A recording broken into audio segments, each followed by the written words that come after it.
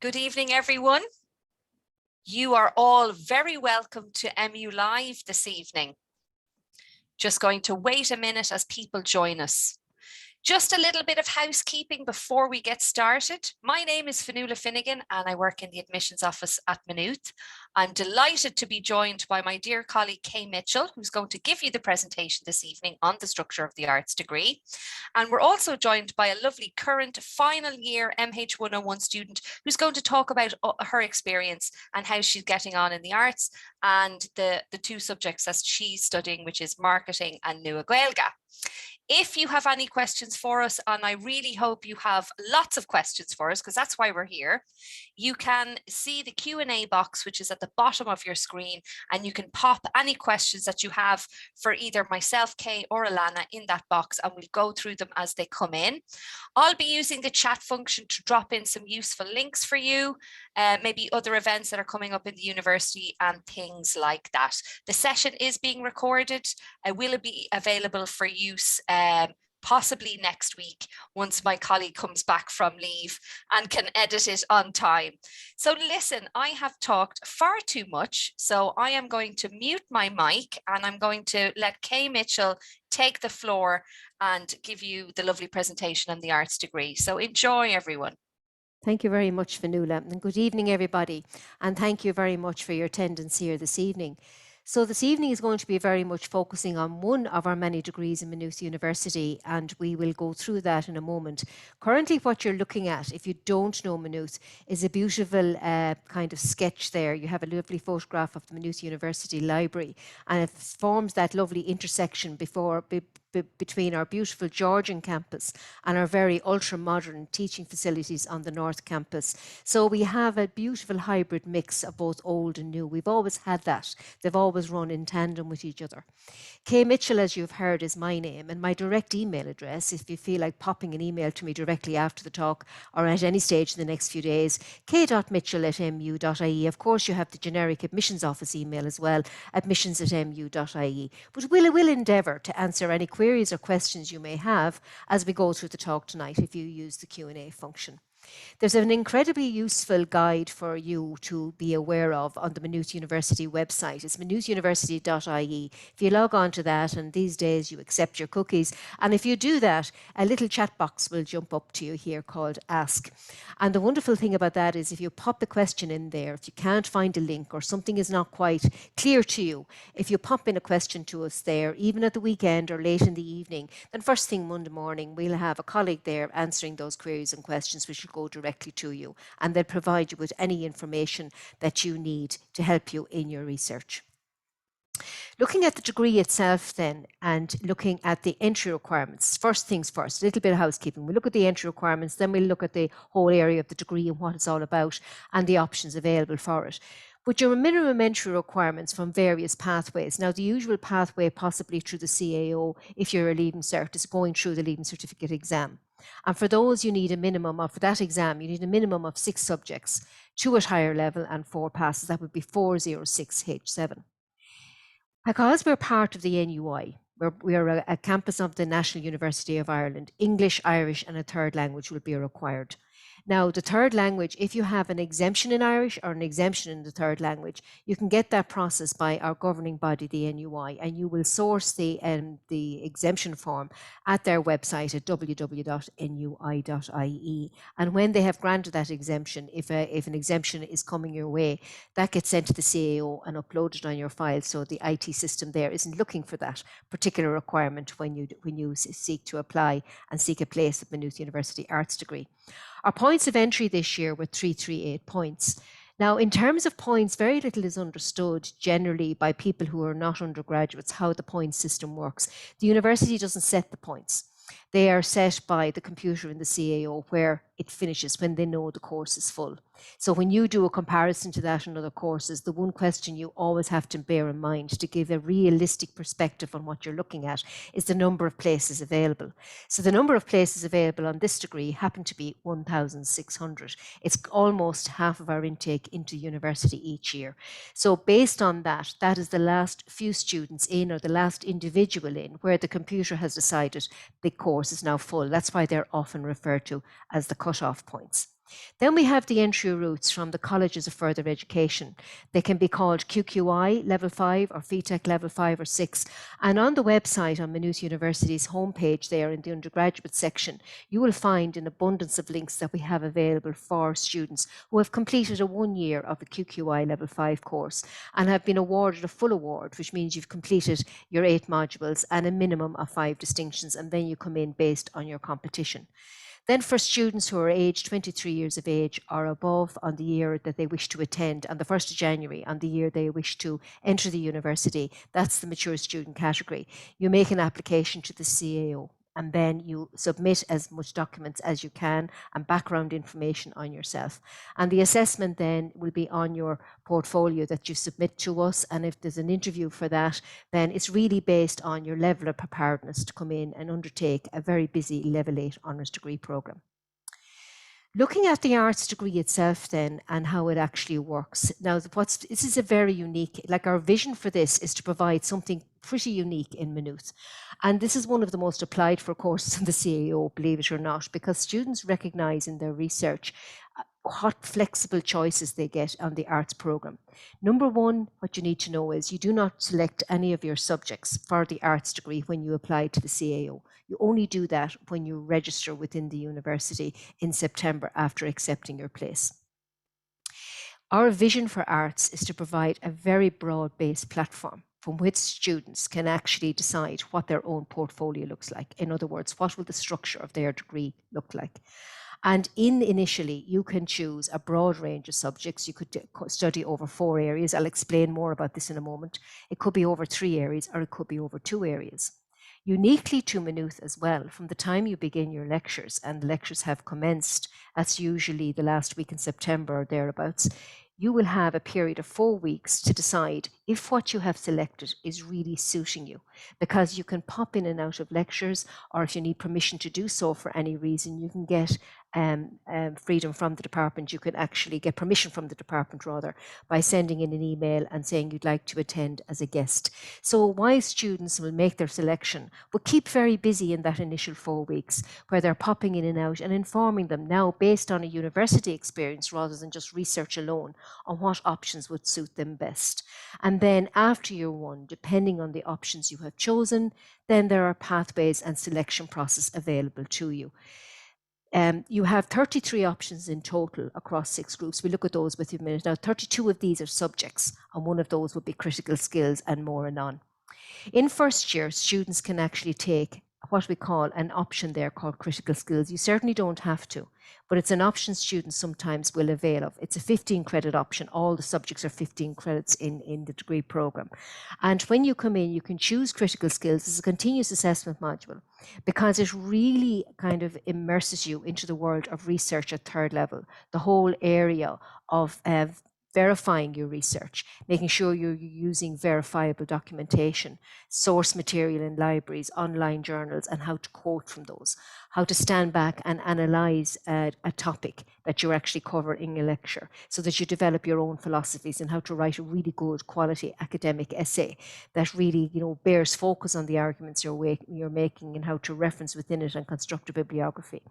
From 2nd year on, then there's electives available for you, which means you can add a bit of variety to the subjects you're doing, and which means then you would drop a 10 credit option in one of your subjects and you would actually choose an elective. Not all students do choose the elective, but it means that students are allowed to avail of I suppose options outside of their main areas of study, something that they might have an interest in and would like to explore further. Then in your 3rd year, they have the facility to explore experiential learning that connects the classroom into the workforce. And our Department of Teaching and Learning will offer those options for students who are very much aware now of a jobs market on the horizon as they enter into their final year, and they want to upskill in as much as they can before they complete their degree while they're still at undergraduate level. Looking at the options then, and might look very confusing on the screen here tonight, but if you think of it, I'm just describing to you the Maynooth University timetable. Now, all of these options are explored and discussed in great detail on pages 44 and 45 of the undergraduate prospectus. And we also have a very good subject guide that I'll show you in a moment. But anything that's in a group is always taught at the one time. So looking directly at the center of the screen now, if you notice group 2, you have 3 business streams in there, plus criminology, history, and there's the extra credits in music. If I wish to take subject history, it means I would never be able to choose that along with criminology or business. Just like that in group 1, if I were to choose the subject geography, then I could never combine that with the subject German because they'll always be taught at the one time. So you can select for every subject in here is 15 credits. Some of them are available as doubles, some of them are just available as a single option. So you can mix and match depending on what you're interested in, as long as you don't take any more than one subject per grouping. So in here, you have a wide variety of subjects. Some of them are very cultural, where you're looking at culture, society, and the individual. That could be explored through literature like English, Greek and Roman civilization, or it could be in the area of history or geography. Then you're looking at cultural subjects like anthropology and sociology that you may be less familiar with. And yet anthropology is a deep understanding of human behavior from cultural perspectives and how our thinking has been formed in the culture, and our norms and our sense of self is very much colored by the society in which we've grown up and experienced on a day-to-day basis. You have subjects in here that would reflect people who have an interest in languages like French, German or Spanish, Nua Gaeilge, which is modern Irish as is taught in secondary school. And then you also have the option to take Chinese studies. In here, you also have technical areas. It isn't all about just literature and culture, and there are many options for that. But you also have subjects in here like maths studies, maths physics, maths pure, which is a very advanced level of maths, whereas at past maths level, maths studies and maths physics are available to you. Computer programming is also available to you, and you have the technical aspects of music called music technology. So whether you're interested in more technical areas of interest, or whether you have like a more an affiliation with languages and culture, then you have a broad range of choices here. Then you have areas that are reflected in also separate entry into different degrees in Maynooth. For example, we do provide different entries into law under the MH5 codes. But if you enter into an arts degree, you also have an opportunity to try out law in First Arts.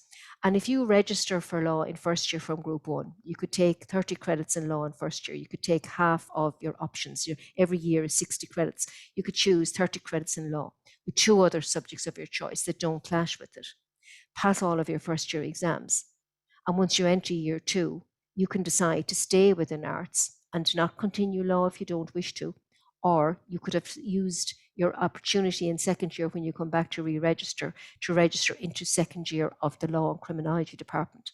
And that means you would exit Maynooth as a law graduate rather than an arts graduate. And you've had that period of time to experience law while keeping all of your options open. We also have a separate entry into our broad-based business degree, MH104. The points this year were 441, and you need a 04H7 in mathematics to actually enter that degree. If you come into an arts degree on arts points this year, and if you hadn't quite met the grade of a 04H7, then they don't prevent you from choosing an option in business. So you can choose the same streams that are available in that area, like business international, management, or marketing. And while it's available there in group 1, you can actually take business as a 30 credit option also. It sits there in groups 2 and groups 6. And it means you can take your 30 credits of business in first year with 2 other subjects of your choice. And then at the end of year 1, you could remain in arts, taking your business marketing, international or management with your other subject of choice to become an arts graduate with those dual combinations. Or you could have transferred into year 2 of the business school and exit as a business graduate. Then in terms of accounting, economics and finance, you have equally opportunities there to explore those pathways. Accounting is there, it's available. Now accounting, we teach that at higher leaving certificate level in first year. So we always have a number of students who take this course for the first time, a number of students who would have taken it at past level at leaving cert or have taken at the higher level paper but are revisiting it.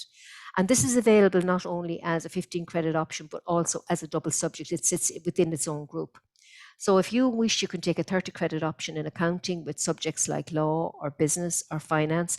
And for that one, there is actually a requirement to make a transfer because you would be entering in an accredited degree, because our accountancy degrees do give Cap 1 exemptions from the accountancy bodies. So at this one, a grade of 60% in your accountancy modules would be required to actually make that transfer. Many students I have met in the 20 years I've been in this area of work have a real leaning towards the study of psychology. And if any of you are in attendance, you already know that if you're exploring those areas in psychology degrees, they tend to have very high points because they have limited places and high demand. However, if you come into an arts degree in Maynooth, the psychology department offer you an opportunity there to take a subject called psychological studies.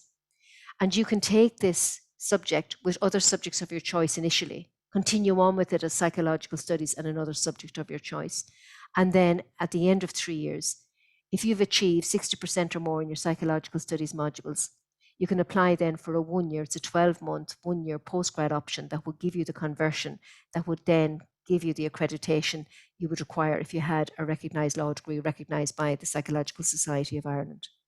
So as you can see from this degree, the pathways are many. There's opportunities there to study very creative subjects like, as I said, computing, technology, music. You have languages, you have cultural subjects. So the takeaway from this is immense opportunities to go in, to explore, and it really allows you to diversify and create your unique portfolio that will give you an opportunity to really specialize in the areas that most appeal to you as you travel through the degree for 3 years. Following successful completion of first year then, you could continue on in your arts degree with 2 subjects of your choice. It's called a double major. Single majors are available not in every subject, but they would be in areas such as finance or economics. There's also in English, history, geography, anthropology. You can do single major options in those. Or you can do what's called a major minor. And again, there's no right or wrong about this. So a major minor means you're taking 40 credits in one of your subjects and 20 in another. So it allows you to put more emphasis on one and less in another. And when students enter into the arts degree, there's always those questions about what's the right combination, should you, what's right, what's wrong. There's no right or wrong. The only limits you have is the timetable and what might suit you. The reality is this is about tailor making your own degree that suits your particular needs and interests, etc. I'm going to mention teaching options because many students would actually enter an arts degree with that vision in mind. For those of you who are looking at secondary school teaching for second level education, ideally, the ideal combination of subjects in your degree would be 2 teaching subjects to degree level. I mean, you certainly can apply for the PME with 1 teaching subjects, but for job opportunities, the sage advice has always been 2 teaching subjects are possibly giving you a more optimum opportunity out there in the jobs market. So you can apply and add on as a postgrad then your 2-year professional masters in education. We also provide this conversion masters for primary school teaching. We only have 4 centres in Ireland for primary school education. There's a very high demand for the limited places that are there, hence the points requirements are very high. So if you have a level 8 qualification, like an arts degree, you can make an application for the postgraduate master's conversion course for primary school teaching. However, there are subject requirements to be met. You still have to meet the required grades in Irish, such as the H4 in Honours Irish, the 04, H7 in Maths and English as well. So be prepared for that. And again, there's lots of details on all of those options available to you on our website. So these are the transfer options I've been alluding to. There's a very useful guide on the website along with our prospectus. It's called Maynooth University, a guide for first year arts students. And it's almost like an A to a Z directory where students can enter in there and look at every single subject, and it describes what happens to it in year 1 and year 2 and year 3, etc. And it'll also advise you on the transfer options that will be available through those subject combinations. And it's very clear and very direct, so you can be left in no doubt. This is available as a PDF you can download in your device, or indeed you can read it as a digital copy. So the transfer options then, as I've been alluding to, you could transfer into the accountancy pathways with your business, finance or law, into the business streams, computer programming, the finance streams, quantitative finance, into the law school, or you could transfer into music as well. So as you can see, the options are many. Staying within arts then, of course, you can specialise as well. And for some areas, you can do a single major, like in anthropology, if you have a real interest in your culture and how it forms your thinking and behaviour. It's a vast area of research that has many angles on it. Like you can look at forensic anthropology, there's psychology that is very relevant to IT and IT systems. There's anthropology that looks at human behaviour and group settings in international airports, etc. You'll find anthropology graduates in so many areas of life, because this knowledge is so user-friendly out there in the marketplace and in so many avenues. It's seen as a highly kind of sought after area of expertise. Economics, English, geography, again, a huge area of research there that can be quite scientific or very cultural, and finance. And of course, you can take a single honours programme of history. There are many options in areas in that, and you can become, and you can specialise there as you go within history as well, where you have special topics that you can research in your own area in conjunction with the core curriculum. Then we have areas like international development that might attract you, which is a whole diverse area, which is looking at political subjects and economic subjects and looking at the groundwork that's going on in aid agencies globally. And then you have your maths areas and politics, which is taught by the Department of Sociology, which is looking at that whole world of understanding political systems globally and how they operate, which have a huge influence on the world we all live in.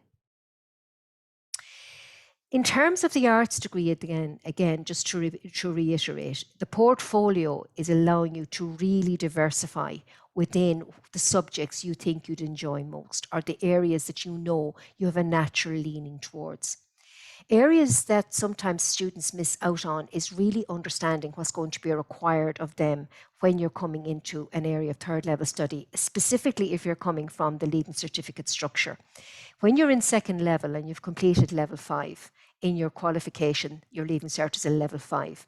That is very much a structured form of education where 80% of your day is organised for you by somebody else.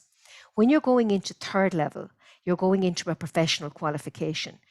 Every student I've ever met focuses directly in on the subjects and how you're going to utilise them. Very few people stand back and say, what is the currency of a level 8 degree? Now, your currency of a level 5 qualification, which is an exit qualification, and is very much a gateway one, is to convert your grades into points, which you go out and compete in the marketplace, such as the CAO or UCAS or UNICAS, for entry into another system of education. But when you have a level 8 qualification, that is seen as a much higher rate of currency, because the training in it, regardless of your subject content, will be all about you learning how to take personal responsibility. So the rule of thumb and the teaching methodology around that is for every 50 minutes you attend a lecture with a lecturer, then there won't be any formal homework allocation, but there's an expectation you will follow up at some point with 2 or 3 hours reading. You will have an abundance of reading material. You'll have access to your lectures via email. You can make appointments to see them. They usually have office hours when you can pop along and have a chat with them.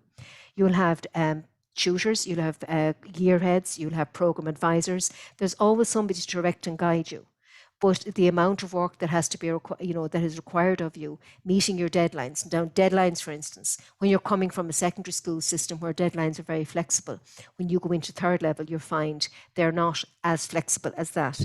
If you miss deadlines, you could have your marks reduced per day you're late by a percentage, which will feed into your overall year mark, which you don't want to happen. We have to teach you to be responsible for your deadlines. Now, if you have a doctor's letter or a very valid reason, you can ask for an extension from your tutor and have that put in place prior to the deadline.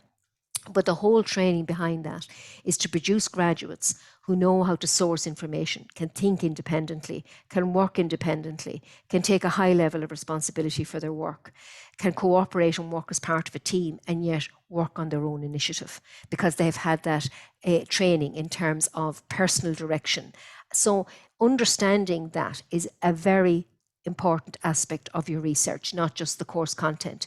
Because when I have seen people over the years who don't make it through and they're a little bit lost and things aren't working out, it is never to do with their entry points. It always boils down to one thing: not fully understanding the areas of study that they were entering into, not having any clear vision of what they were going to avail of or a pathway for themselves. And there's many ways in the university to develop an interest in the pathways for yourselves out there for work opportunities after the degree. So getting that work-life balance is very, very important, because the growth and direction of a third level experience is not just the degree program. It's actually everything else that goes with it. It's the student experience, getting involved in clubs and societies, working as a student ambassador perhaps, because when you get to third level, you've got to think about writing up your CV. Employers are very interested in the individual you become. And where you start and where you end doesn't always end in the same place. We have all been on various journeys in our careers. I initially, when I was in the category of a Leaving Cert, aimed and worked towards the nursing profession. And for that one, I was qualified as a nurse and worked for many years in nursing.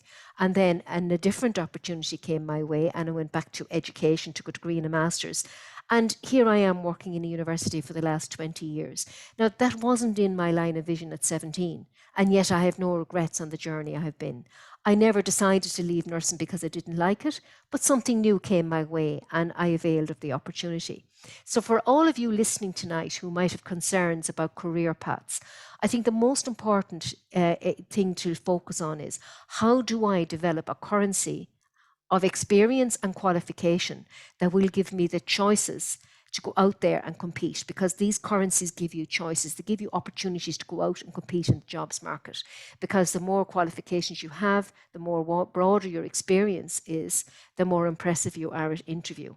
And that's how the whole cycle actually works. So self-knowledge for me is the key to success at third level, and it always has been. Costs are involved, and these are things to explore. Currently, it's €3,150 to apply, to register, sorry, not to apply, to register each year within the university. Now, if you have a SUSI grant, that could be completely covered, or indeed it could be partially covered, but of course you can put a payment plan in place. And then you've got to think about the cost of living expenses and, you know, accommodation perhaps, or if there's a facility for you to use a commuter service, that could be of immense value for us as well. So there's lots to consider, but do remember you have until July the 1st to finalise all these choices, 2022. So it doesn't all have to be done before Christmas. Sources of information then, obviously we have our prospectus, which is available as a digital copy and a PDF online. If you would like to avail of your own copy, if you haven't got one already, we can post one out to you. If you submit your name and your contact details, your address to us, there's a link there in the undergraduate section of the website.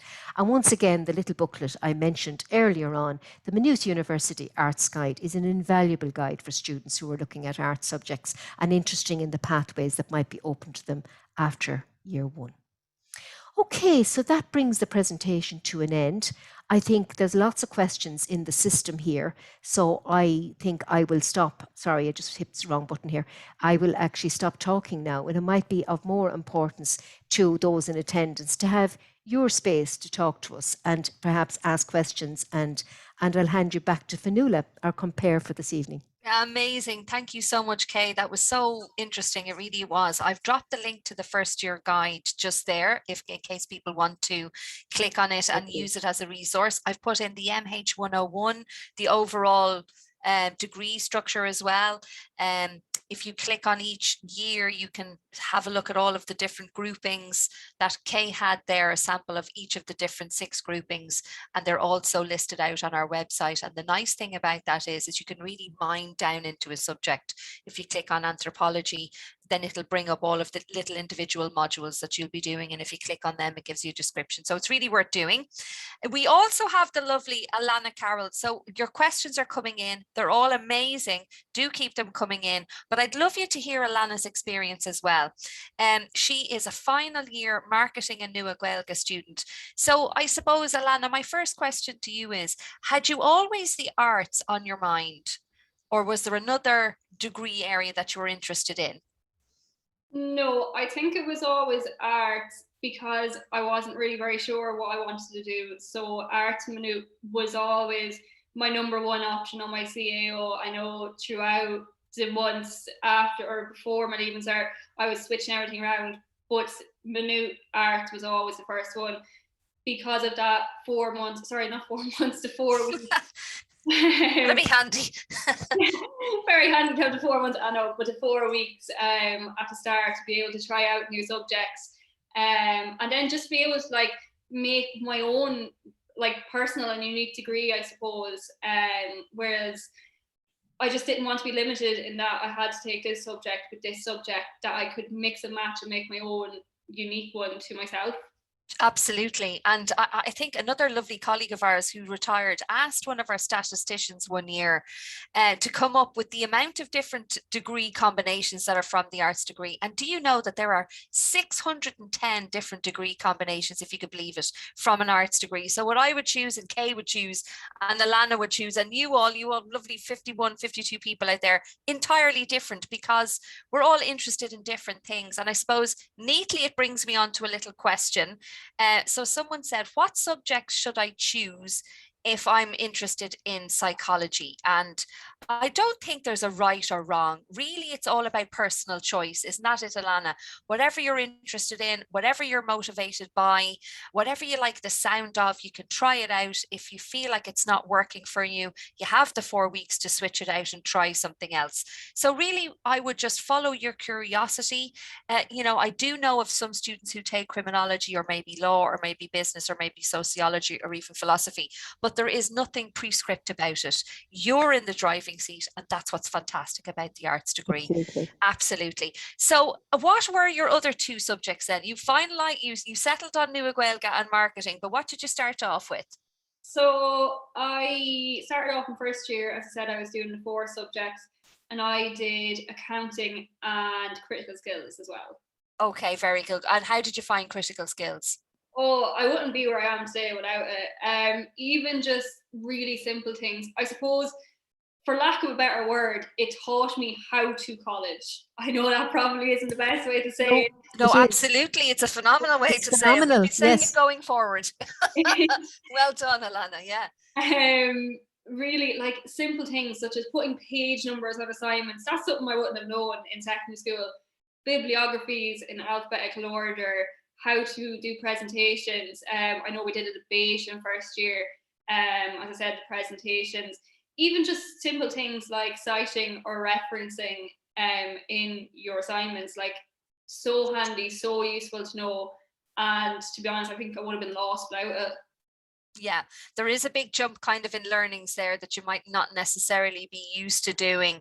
Although I think the curriculum is kind of coming around that way, because I do notice my own son who's in junior cert, they have started to bring in certain assignments that are like that, not necessarily asking for a bibliography, but just where did your source come from, in the strictest sense that we'd have it at Maynooth. But that sounds excellent. So you didn't decide to go down the accounting route then. What made you choose marketing over accountancy? I suppose from the start, it was always marketing I was interested in. I didn't go into Maynooth to do business or marketing. It was just that I happened to go to the talk and found it interesting. And I suppose then after the first few lectures, there was no question about it. It was marketing I was interested in. So I suppose it was just my own personal interest in that I preferred the marketing over the accounting. Yeah, that's so interesting. I just find that so interesting.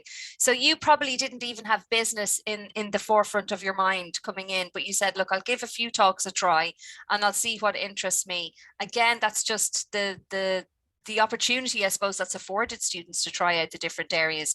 Some subject that you might not have thought about before, like marketing or law, or something that you mightn't have been introduced to in secondary school, could very well be the subject that you go and end up studying, which is amazing. How did you came in, if you're in your final year, did you come in 2019, was it? Yeah. So you've had the full suite of pre-COVID, full lockdown and a blended learning. What have you taken away from all of that, and how have you managed to stay obviously really successful in your studies? What would you attribute it to, Alanna? I think it's just making the most of the situation you're in. I suppose not that COVID was a good thing, but I suppose it was a great learning experience that I can take with me in the future, that I now know how to use, for example, Microsoft Teams, something as simple as that, and other sort of like internet sources that I wouldn't have been using when I was on campus. But I suppose it was just sort of get on with it, kind of just make the most of it. It was what it was. And I think it was just great to have the mix of both. And I suppose now that I have blended on campus now, it's great to be able to experience both. Yeah, and do you have a preference one over the other, or is that a silly silly question to be asking at all. No, I'm not really sure. I suppose both of them have their pros and cons. I suppose being on campus, I would prefer, but they both have their pros and cons, as I said. But definitely being on campus, being able to meet up with my friends, and I suppose the things outside of just learning, clubs and societies, actually socializing, that kind of thing. Yeah, I was just going to come on to that. So where do you hail from? Do you commute into the university? Yeah, so I am from Offaly and I have a 40-minute commute every day, 45 minutes. Okay, do you take the bus? No, I drive. Amazing. Okay. And how did you make friends? Did you have friends going in? How did you make friends with the people in your class? I know this sounds basic, but some people need to know. No, so I suppose there was lots of different ways that I made friends. So I did get a bus in first year, and I made friends with people from Edenderry, where I'm from, who were also on the bus.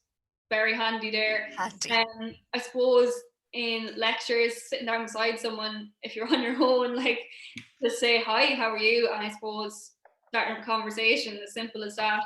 The same as in tutorials, you're more than likely going to be doing group work in tutorials, so you're going to get to know people better. Another one that I found surprising enough was group assignments. When you're allocated random groups, it's nearly the best thing for you, because you get to meet new people, and I have actually become friends with a lot of people from my group assignments. That's amazing. It's so good. So just, I suppose, keep an open mind and just kind of jump in. I suppose naturally, if you find yourself in, in talks or in lecture halls with people, you already have something in common. So, you should just kind of go for it. Someone has asked a question here, what types of clubs and socks are there? I suppose in general, could you talk a little bit about that, and what ones are you in, Alanna? Yeah, definitely. So the clubs, I'm not part of any clubs, but they seem to be more sporty. So there's a football one, there's a badminton one, there's a trampoline club. I think that one would be really fun, but I wouldn't be the sportiest myself. But the societies, there's so many to choose from. I have been part of the business society and the Disney society. I think there's a chicken wing society, like there's mad ones. I actually only joined the geography society there the other day, so I haven't been to any of those events yet, but I am actually looking forward to it. Did you say the geography society? Yeah. Oh, interesting. So you don't necessarily have to be studying a subject to join the society then that's attached to it? No, just anything that you have an interest in, you can go discuss your interests. Go along. Their events, sort of like quizzes and like just chats and just things like that. And it's great even just to meet people that have similar interests with you. Like, just because you're not studying the subject doesn't mean that you're not interested in it. Sure, absolutely. And another way, I suppose, then to make friends and just kind of get involved, because it is about getting involved. Because I think if you feel like you're part of something and you're enjoying your time, be it, extracurricular at Maynooth, you're more inclined then to kind of study and do well in your assignments. Would you consider that? Would you say that's probably true? Yeah, definitely. I think having that social element to be able to get away from your assignments and sort of take a break from them definitely makes it easier to come back instead of sort of looking at it for hours and hours on end. It's just sort of the same when you're studying for your leaving cert. Study for your set amount of time, take a break, go back to it. It's a lot easier. Amazing. How much of the course is assignment based and how much is exam based? So I suppose that does depend on your modules. Like, I know last year in the second semester in my second year, I had 5 modules that were continuous assessment and I had 1 exam based one. It just depends on the module. I think this year I have half and half. I have 3 continuous assessment, 3 exams, which will be after Christmas. It just depends on the module, but a lot of them I think are continuous assessment. Yeah, a lot of them are continuous assessment, and obviously then you have your Christmas exams and your summer exams, which is kind of handy, isn't it? Yeah, I think that's a nice mix. There's a couple of questions coming in here, more technically side of things, to do with teaching, council and stuff. So myself and Kay might answer a few of those if that's okay, Alanna, and then we'll go back to you. So which arts business degree would you need to do with post-primary teaching and Irish? So the only one I think, and Kay can just make sure that I'm saying giving you the right information, is business and management. So business and management and Irish are obviously both recognised by the Teaching Council of Ireland. Isn't that right, Kay? Correct, absolutely. For teaching, it's yeah. business and management only. The business and marketing and the business international just don't have the modules that the Teaching Council require for the junior cycle. Yeah, thank you so much, Kate. We've just answered when the exams usually are, in January and May. So we have that. Again, if you are interested in doing, a question came in here on the PME in primary teaching. It doesn't really matter actually what degree you have, as long as you have a good quality degree and you have the entry requirements, which is a H4 Irish. You're always going to need that, and the O4 H7 maths and the O4 H7 English. You can do a nursing degree, an engineering degree, you can do an arts degree. It doesn't matter what. The advice I would give you is obviously study something that you're interested in. And I know obviously that maybe the PME is the end game, but just make sure that the primary degree, your main degree, you're interested in it, because it'd be very difficult to study something you don't like to do. You mightn't survive very long at all. So yeah, the PME, it's a 2-year master's in education. It has all your teaching practice there. So it doesn't necessarily have to be on foot of an arts degree. It can be any degree. So as long as you're interested in it, you should be absolutely fine, and that you have the entry requirements. So I hope that answers your question. While you're reading the next one there was a question there about is the degree available part-time? And unfortunately, the answer to that is no. We do have the Department of Adult and Community Education that offers many options at part-time study, but for the MH101 undergraduate program, it's available full-time only. Absolutely, so yeah. what is a PME? You have the floor. You want me to take that? No, absolutely, Kay. A PME means a professional master's in education. And it used to be called the HDIP. You might have heard the HDIP years and years ago. It was the teaching qualification. And now the Teaching Council have changed that anybody who's taking a teaching qualification for secondary level or for primary school level as a postgrad after your degree, then you have to take it as a 2-year master's program. And that is to give you a level 9 qualification. So if you have 2 teaching subjects and you wish to teach at second level, then you apply for the PME for secondary school teaching. If you didn't make the points for primary school teaching because of the competition, as I was alluding to earlier on, then there are many colleges, including Maynooth, who offer you the professional master's conversion masters. It's a 2-year master's whereby you're studying to become a primary school teacher and looking at the primary school curriculum and the teaching practice around that. Because you're a graduate, you have access to that rather than having to do it through a 4-year program. You can access that qualification in 2. And there's another advantage of having a level 8 qualification. It opens the door to many specialisms you never studied in your degree, but you can actually then take a conversion master's in an area and do it in a much lesser time, because as a graduate, you have all the skill sets required for it. Amazing. Thank you so much, Kay. Someone has written in here, and thank you so much. Is there a chance I won't be able to do the subject I want to do in second year after doing it in first year? I mean, unless you fail it, I don't. No, I think they're worried about the timetable. So okay. when it fits on the timetable in first year, there is no way we're not going to allow you to continue. The only way you wouldn't be able to continue, you're quite correct, Fionnuala, if you haven't progressed into second year. But I mean, we're not going to change the structure of the timetable. That would be absolutely chaotic. So essentially, if the subjects combine in first year, you can certainly take them as a dual option in second year. Otherwise, we would never have offered them in the structure that they're in. It would be just catastrophic. You're absolutely right. Catastrophic. It would be laughed at. Is there a limit on how many students can transfer from arts to law? No. And everybody thinks there is. No matter how much I explain this, everybody thinks there's a catch about the law one. In actual fact, there is no limit because it self-limits. What the department has found, there was anxiety for the first year we offered this because we thought the floodgates were open. What we have found based on our university experience with our students is that isn't what happens, because after a year studying law, you know whether you're committed or whether you're not.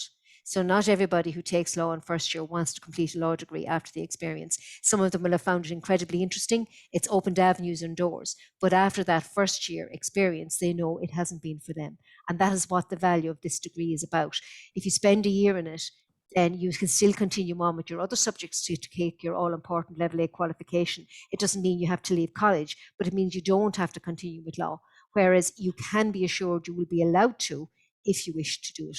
The only restriction you have for accounting is that you have to meet the grade, because you're going into an accredited pathway.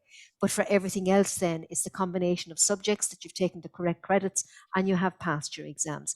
And obviously we're allowing that because it works, because people after first year are making a decision based on the university experience.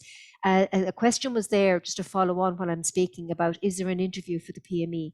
Yeah, I saw that. Yeah, I saw that. For mature applicants, there is, and there's also for the PME for primary school teaching, there is. So essentially, if you have a level 8 degree in business or arts and you want to be a primary school teacher, then you will have an interview for the professional masters for primary school teaching, and expect to have your level of fluency kept up with that one, which you can do through the Department of Irish in Maynooth. And you can join the Irish Society.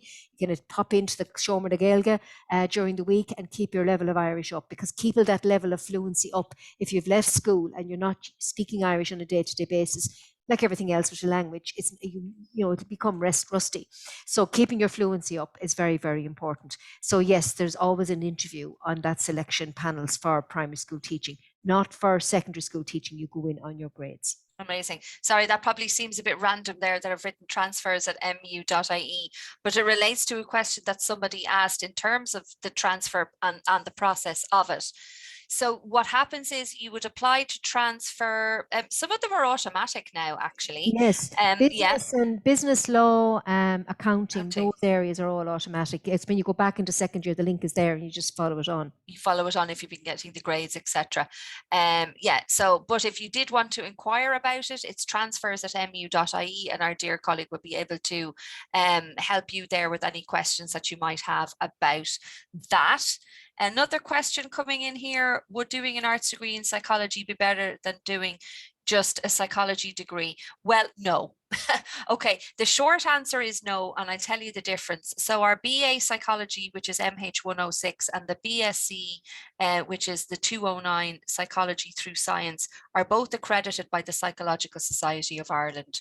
And if you are interested in a master's, which you'll have to do, and anyone who wants to work at the HSE needs a PhD. So it is a long road of continuous professional development, but you will definitely need to have 2 accredited degrees. So they're the first port of call. Now, not to knock psychological studies in the arts degree, as it stands within the arts, it is not accredited. However, we do not want to see students leaving without the possibility of getting this accreditation.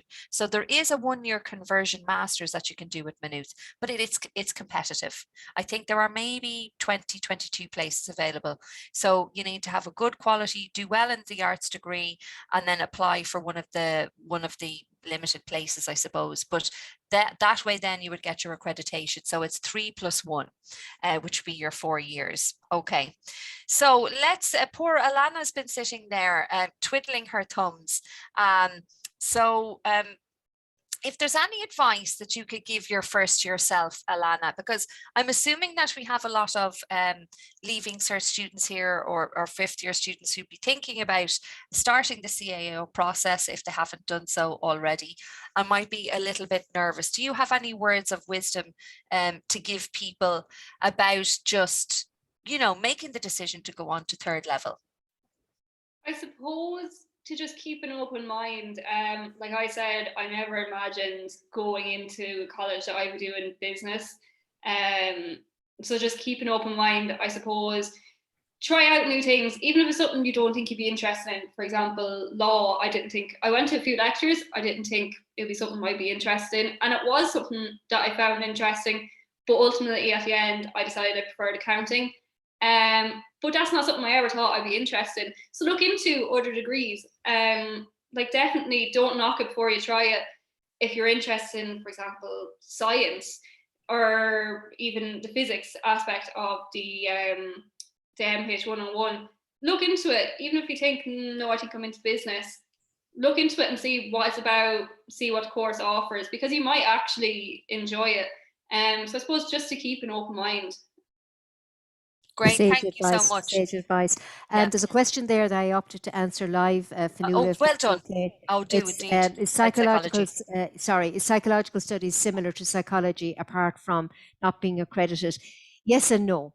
It's taught by the same department, but what makes a psychology degree accredited, why it's accredited, is they do a lot of lab work, research work, report writing using statistics.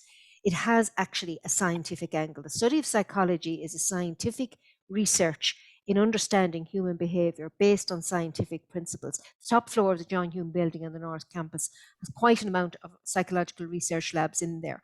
And our whole area of department is based on research. I mean, at third level, you're not just taught by lecturers, you're taught by researchers. That's why they're teaching at third level.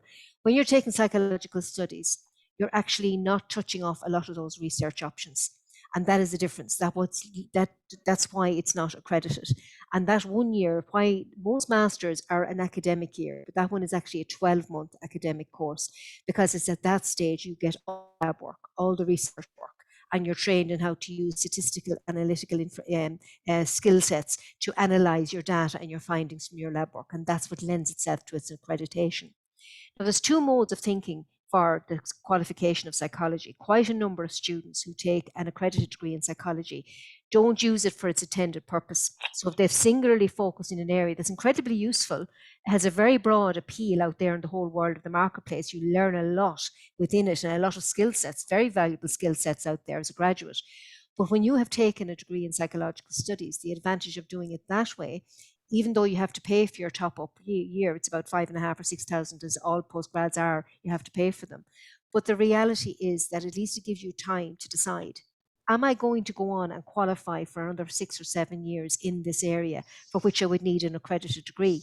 For any area of work, and indeed for working in their world of counselling and advice for many areas, again, you actually don't require a third level qualification in psychology.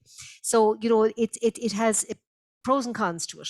So I would say be aware of the angles and be aware of the information that's there. We have an excellent webinar on psychology. It's still available as a recording for you from the open day. If you email in admissions@mu.ie and look for that recording, we'll get very valuable information there about the accreditation, the psychological studies in arts and how they differ. There's a lot of information you can replay there yourself and go through it in your own time. You might find it useful. It's very good. It's in the hub, is it, Kay? I might just, yes. Would you take the second question that's come in here yes. there, and I'll go and have a look at that link and I'll drop it in there for folk. Absolutely. So the question is, if you do law and accounting in first year, that's exactly it. So anybody who's doing law, business, accounting, or any subjects that also exist in a separate degree, you're not in any different classes. Like lecturers are not even aware how you're registered in the university. You're just there in the class. As far as they're concerned, you're a registered student of accounting. And for the law department, law and criminology department, you're a registered law student. The fact that you've come in and you're actually doing it through arts or doing it through the MH101s is actually irrelevant to the department. So you attend the same lectures. If you didn't, we wouldn't be able to make those transfers seamless. So that is why in first year, your experience of your subjects are exactly the same. And it's just that you have the get out clause in the initial 4 weeks to change your mind. And after year one, not to continue with the subjects. And you don't have to leave college. You could just continue on at level 8 in the other subjects you've chosen with it. That's what the advantage is there. But your first year experience in terms of knowledge is the same. Amazing. Yeah, amazing. Thank you, Kay. Sorry, I thought I was muted quite there for all a right. second. It's no problem at all. I'm just typing in here. I can't multitask to save my life.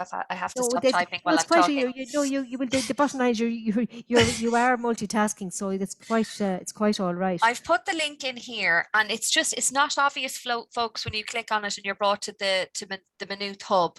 You have to scroll down to the kind of mid towards the bottom of the page, and it'll have our open day recorded webinars. Initially, I think it's a sign up form if you wanted to sign up for information. So just keep going down to the bottom and you'll have it there. Okay, Alanna, I really want to know, have you decided what you're going to do with yourself after you graduate from Maynooth? What's next for Alanna, Carroll? I suppose now it's definitely marketing, but I suppose it's just between a master's now and a graduate program. I think I am leaning more so towards a master's. I know Minute offered a strategic marketing one that I am really interested in. I will be applying for. So I suppose it's just between those two now, but it will definitely be marketing. Amazing. Well done. Yeah, absolutely. And did you do work experience as part of your, are they doing work experience as part of your marketing course? No, so I chose to just continue on and go straight into my third year. But I think as part of that master's, there is work experience offered. So that would definitely be an aspect I'd be looking forward to. Amazing. It was probably more difficult with COVID as well, because you were right in the thick of it there. You absolutely were right in the thick of it. And I know students felt like that some of their opportunities that they would usually be afforded would be curtailed, both in terms of work placement and in terms of the Erasmus and the study abroad. I'd say was a bit non-existent. Do you have any more final questions for us, folks, before we bid you farewell? Yes, go ahead, Kay. No, I think I was just saying, I was talking out loud, murmuring to myself as I do, Fionnuala, to say I think we have everything covered, unless there's a new question about to jump in. Like, it's showing one question, but that's something we've answered live. That is definitely the one we've answered live. We have, this is the last MU Live actually for 2021. And so I thank you all so much for your support and your attendance since November. They've just been running since November of this year. Well, we did them last year as well. And we're going to kick off the new year. Maynooth University are going to be hosting a CAO information evening on the 12th of January. So again, like a stripped back open day, it'll have different, the arts will be featuring, as will some of the other degree areas, sociology, psychology. I'm not 100% aware of the list at the top of my tongue, but it's definitely worth logging on for that. That's on Wednesday, the 12th of January in the evening time, so it won't upset your day. Yeah. Is there something come in lastminute.com? Before we go, there's just two questions there. One is asking me about the contact hours in first year. The contact hours are 15 to 18 hours a week, and that would include your tutorials, which you would meet in groups and once a week in a small group with a tutor, which brings you through your course of study. What I would also say to you is, now remember, that's just your contact hours with the lectures where you're busy in class. And remember, for every 50 minutes you're in a lecture, we call them an hour, but the academic hour is 50 minutes where you're listening and note taking. For every hour you spend in a lecture, you spend about 2 or 3 hours reading and researching on your own. That's why we have those structures that you have. It's a huge amount of study time. And then the other query and question was, the accreditation year. You do not have to do your accreditation year immediately after your degree, not at all. That's the beauty of having a level 8 program. At any stage, you can revisit that. You can go off and think about it. But because you have the credits covered, and if you have a high enough grade, your minimum is 60%. The higher those grades are, the more appealing you are in the application. You can always reapply for that at another stage when it suits you financially, or when it suits you where you are in your life. You might like to avail of work opportunities initially to see if that's the road you want to travel. But once you have that level 8 platform, that's a platform that doesn't disappear. You have that qualification on which you can specialize at any stage. And that would be true as a graduate of anything, including psychological studies. Amazing. Thank you so much. I launched the little poll. Sorry, I snuck it in there at the end. So interesting. Can you see the results? Or maybe I have to end the poll for people to see it. No, just have a look. So share results. Can you see that, folks? Absolutely. While that is sharing, somebody wants to know, we have on campus open days. I really wish I could answer that. Hopefully that will be down to how benign or how toxic Omicron is, whether or not we'll be allowed to. It's the 30th of April, so hopefully, I mean, ideally, that's exactly what we want to do. November, we had high hopes of it, but with the infection rate being so high, and in November, we'd have 3,500 or 4,000 people to accommodate in buildings, and well, the rest you understand yourself. The footnote to that is it couldn't possibly happen. So hopefully by April, things will be in a better place. And at that stage, we're really genuinely going to have to take government advice and see how we have gone from our Christmas period up until April and what's happening out there with infection rates and where we are in terms of how we're allowed to socialise. Because safety has to come first. Because if you have a huge infection outbreak after those events, then, you know, it is just not something that's a good thing to be doing. It's not feasible.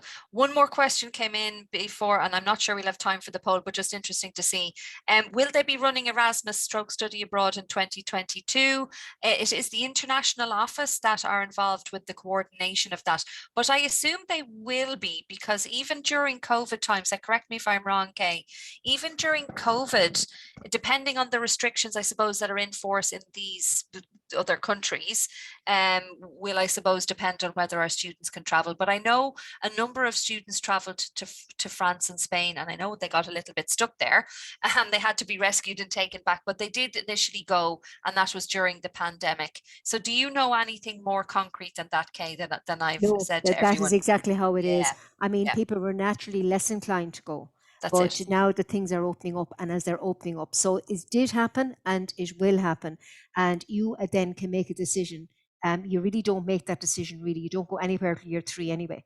So you mean by year 3, if you're only coming in this year, hopefully by year 3, we're not still having the same conversation. Hopefully by then, things will have a better horizon. Otherwise, we'll all, yeah, I don't want to foresee that scenario. So like if you're only entering this year, you would be planning that with the international office in year 2 and your international coordinator with an exit route to Europe or wherever you're going in year 3. So you're talking about 3 years from now. So hopefully in 3 years from now, we're still not looking at variants and restrictions. We That's might all I'll well, say. we might be, but there'll be an end in sight. If it's not in a year, it'll be in 2 years. I've full faith in that. Briefly before we go, and we've never run over time. This is extraordinary. But 95% of people had heard about the arts degree, which is great. 81% of you are going to make a CAO application. So amazing. Those of you who haven't started it yet, get on it, because it's the cheapest to do it now. It's 30 quid. It gets more expensive the closer you get to 1st of Feb. And 81% of you are leaving cert students, 5% QQI, 10% parents, and 5% guidance counsellors. So it's been amazing. I've thoroughly enjoyed it. I hope you've got as much out of it as I've got out of it. And I wish you all a very merry and happy Christmas, and stay safe, anyone. k.mitchell@mu.ie, fanula.finnegan@mu.ie. I won't give out Alanna's email, or admissions@mu.ie. If you have any follow-up questions, folks, please do get in touch. But I think it's time we say goodbye and we end it here. So very happy Christmas to everyone. Dawn, It's been thank great. you. Thanks so much. Thanks to Kay and thanks, Alanna. Thanks very much indeed. Thank you everyone for Bye. attending. Bye-bye.